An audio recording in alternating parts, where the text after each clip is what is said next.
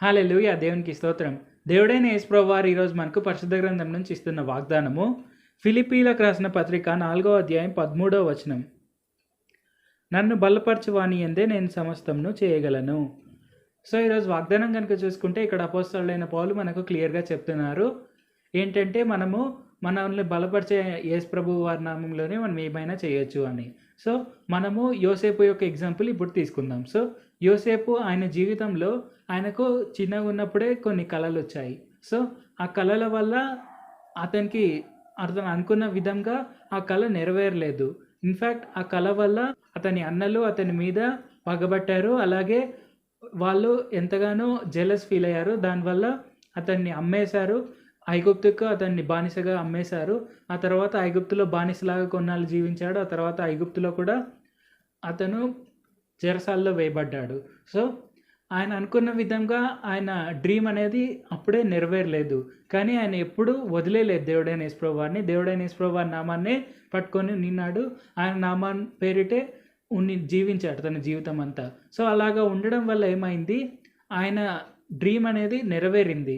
So ఆయనకి ఏదైతే కళ వచ్చిందో చిన్నగా ఉన్నప్పుడు ఆ కళలు రెండు నెరవేరాయి. దానివల్ల అతను సక్సెస్ఫుల్గా జీవించగలిగాడు. ఇన్ఫ్యాక్ట్ ఆయన ఎన్ని ట్రబుల్స్ వచ్చినా కూడా దేవుడైన యేసు ప్రభువారిని నమ్మారు కాబట్టి ఆయన ఫరోకే తండ్రి వల్లే రాజ్యాన్ని ఏలేంత పొజిషన్లో దేవుడైన యేసు ప్రభువారు ఆయన నిలబెట్టారు.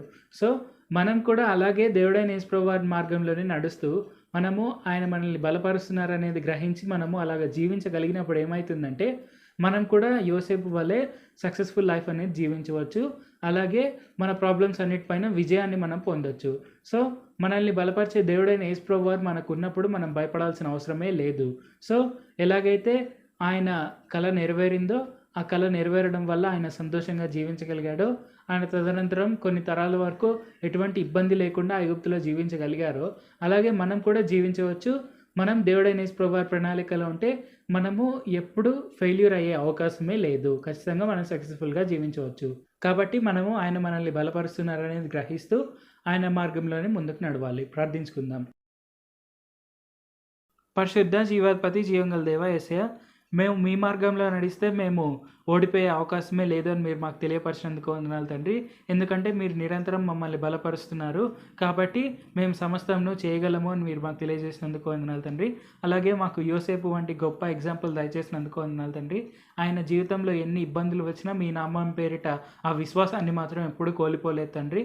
అలాగే మేము కూడా మా విశ్వాసాన్ని కోల్పోకుండా మేము మా ప్రాబ్లమ్స్ అన్నిటిపై గొప్పగా జీవించలాగా ఆశీర్వదించండి. ఎలాగైతే ఆయన ప్రాబ్లంపై ఆయన తండ్రిగా జీవించగలిగాడో, అంటే ఆయన ఫరోకే తండ్రి వల్లే జీవించి రాజ్యాన్ని ఏలగలిగాడో, అలాగే మేము కూడా మీ మార్గంలోనే నడుస్తూ మా ప్రాబ్లమ్స్ అన్నిటిపై విజయం పొందుకుంటూ మీకు సాక్షిగా జీవించలాగా సాయం చేయండి. నజరేయుడైన యేసు నామములో ప్రార్థిస్తున్నాం తండ్రి. ఆమేన్. Thank you Jesus. దేవుడు మిమ్మల్ని ఆశీర్వదించును గాక.